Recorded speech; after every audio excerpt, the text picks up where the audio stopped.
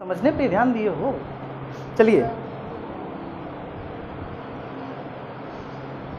हाँ, तो हम लोग कंट्रोल एंड कोऑर्डिनेशंस चैप्टर पढ़ेंगे जो 10th क्लास का वेरी इंपॉर्टेंट चैप्टर्स है। ठीक है, उसके बारे में चर्चा करते हुए हम लोग बताएंगे कि नर्वस सिस्टम जो है ना, वो कंट्रोल एंड कोऑर्डिनेशंस का ही एक पार्ट है। ठीक है, नर्वस सिस्टम में हम लोग पढ़ेंगे बेसिकली नर्वस सिस्टम माने तंत्रिका तंत्र।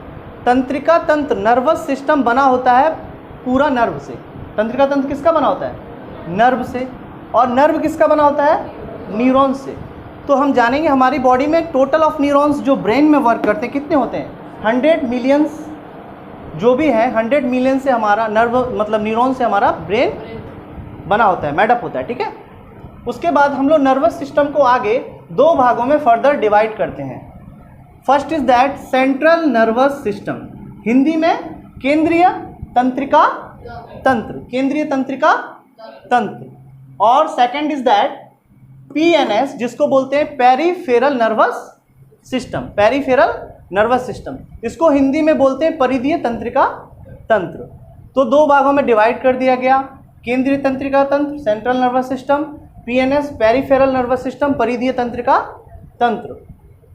सर सेंट्रल नर्वस सिस्टम में क्या क्या आ जाता है वो आप हमको बताइए। तो सेंट्रल नर्वस सिस्टम में जैसे कि हम खड़े हैं, मेरा ये ब्रेन है, ब्रेन के विद स्पाइनल कॉर्ड अटैच्ड होती है, उसको हम लोग केंद्रीय तंत्रिका तंत्र में रखते हैं, ब्रेन को और स्पाइनल कॉर्ड को। और सर परिधीय तंत्रिका तंत्र में क्या आ जाता है? तो सर परिधीय तंत्रिका, परि माने क्या? बाहर, परि माने क्या? बाहर। तो बाहर की तरफ जितनी भी नर्व्स फैली हुई हैं, ये दो हाथ, ये दो हाथ, ये दो पैर, ये जो परी की तरफ फैली हुई हैं पूरी नर्व्स, उसको बोलते हैं परिधीय तंत्रिका तंत्र। परी माने बाहर और सेंट्रल माने मिडिल। तो सेंट्रल नर्वस सिस्टम हो गया ब्रेन और स्पाइनल कॉर्ड, और परिधीय तंत्रिका तंत्र माने कि जैसे कि ये नर्व फैली हुई ना पूरी हाथ में, ये पैर में, तो उसको बोलते हैं परिधीय तंत्रिका तंत्र। क्या समझ में आ गया? क्लियर है? उसके बाद जो न्यूरॉन्स है, न्यूरॉन्स जो है हमारी बॉडी में 100 मिलियन है। तो सर आगे चल के सेंट्रल नर्वस सिस्टम को हम लोग फर्दर डिवाइड नहीं होगा, लेकिन परिधीय तंत्रिका तंत्र को हम लोग दो भागों में कैटेगराइज कर सकते हैं। पहला परिधीय तंत्रिका तंत्र को हम लोग बोलेंगे सोमैटिक, और सेकंड पार्ट में डिवाइड करेंगे ऑटोनॉमिक।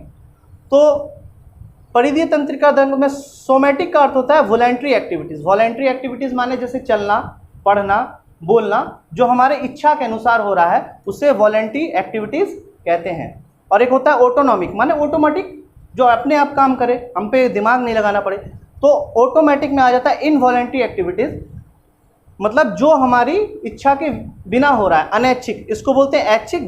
वॉलेंट्री माने होता है ऐच्छिक क्रियाएं, और इनवॉलेंट्री माने होता है अनैच्छिक क्रियाएं जो हमारी ज़रूरत के बिना हो रही हैं, हमारी इच्छा के बिना हो रही हैं। जैसे कि हमारा रेट का, हमारी सांसों का 1 मिनट में 16 बार आना, और हमारी धड़कन का 1 मिनट में 72 बार धड़कना, या फिर हमारा हाई ब्लड प्रेशर बढ़ना और घटना, हाई ब्लड प्रेशर बढ़ना और घटना, ये सब आ जाती है इनवॉलेंट्री एक्टिविटीज़ में।